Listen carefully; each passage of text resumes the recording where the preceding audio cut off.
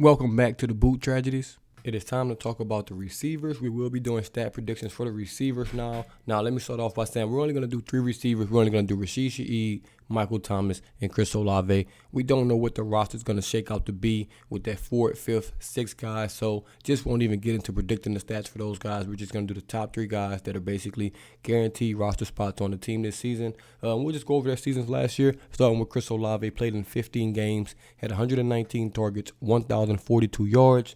Averaged over 14 yards a catch, 4 touchdowns, 69.5 yards per game. Then you have Michael Thomas, who obviously was injured for the season, only appeared in 3 games, had that really good game against Atlanta to start the season, or I should say a really good 4th quarter. Had 16 catches, 171 yards, 2 touchdowns. Then you have Rasheed Shaheed, who was also hurt, played in 12 games. He wasn't really, a receiver for 12 games. Had 28 catches, 488 yards, 2 touchdowns, and averaged 17.4 yards a carry. Obviously, he's a deep threat with speed. And before we jump into these stats, man, the quarterback play last year was putrid, to say the least, man. Like, let's just be honest. It wasn't very, very, very good.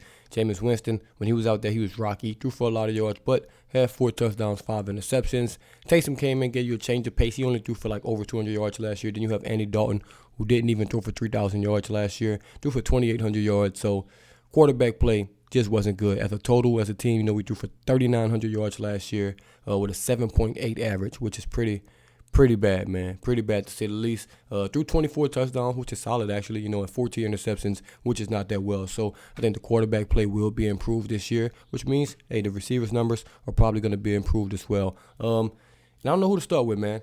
I'll start with Michael Thomas now. It's going to be a big caveat here because who knows what you're going to get from Michael Thomas, man. The last time we've really seen him play, it's been a while. It's really been a while. I know when he came out there against Atlanta, he was quiet for 3 quarters and went crazy in the 4th quarter. So I honestly don't know what to expect from Michael Thomas. It could be a great year. It could be a bad year. It could be an okay year. 1 year left on his deal after the restructure, so he'll be a free agent most likely after this season, and I'm sure he's going to have something to prove. I'm sure him and Carr are going to be working, so it's really, really hard to predict his stats, but guess what? I'm going to try to do it anyway. Looking at his time with the Saints, man, from 2016, he had 92 catches, 1,100 yards. 2017, 104 catches, 1,200. 2018, 125 catches, 1,400. Like, just improving every year. And then, obviously, that 2019 season had 149 catches, 1,700 yards.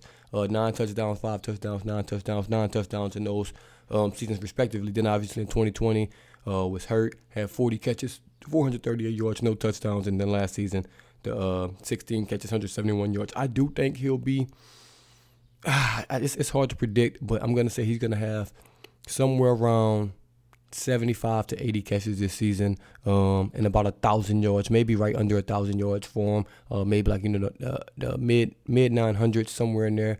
Maybe they'll, force him to get 1,000 if he's close like that. So I can give him 1,000 yards, basically, because if he's close, they're going to make sure he gets to 1,000 yards. I think he's going to have about 7 touchdowns on the season as well. I think he's going to have a very, very solid season. That's not bad.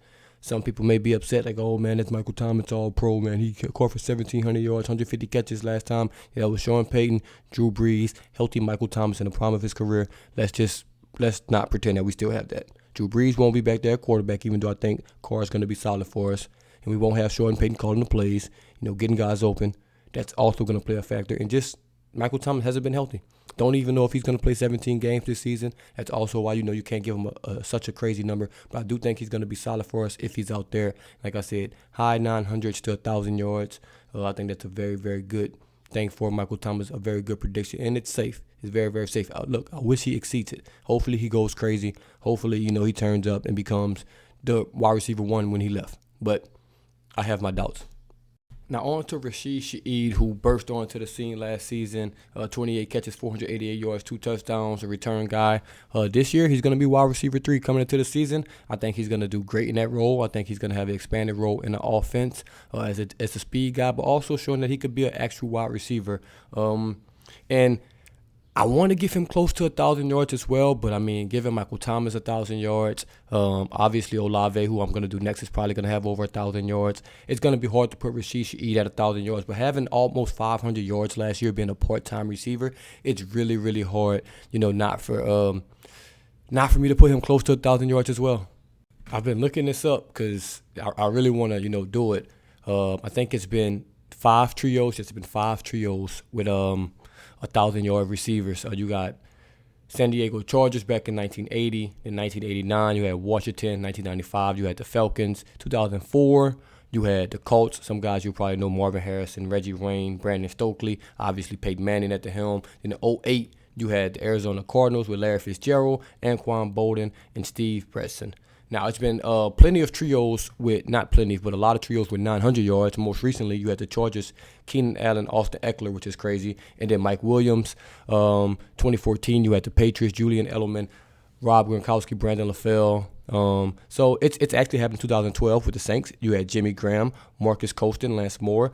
Jimmy Graham just fell short of 1,000 yards, only had 982. Colston over 1,100, Lance Moore over 1,000. So it's very, very possible. I think the Saints will rely heavy on these 3 receivers. I think it's going to be these 3 receivers, so I think it's a real good chance that, Rasheed Shaheed's going to have close to 1,000 yards. He's going to be in the same range as Michael Thomas for me. I think he's going to be between 900 and 1,000 yards. He had 28 catches basically last year and almost had 500. I think it's going to be around 50 to 60 catches this season.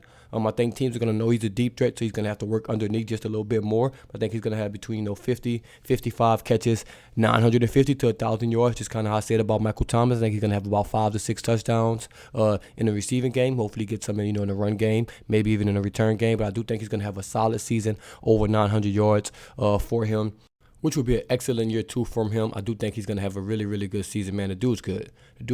We got stable, quarterback now, stable at the quarterback position.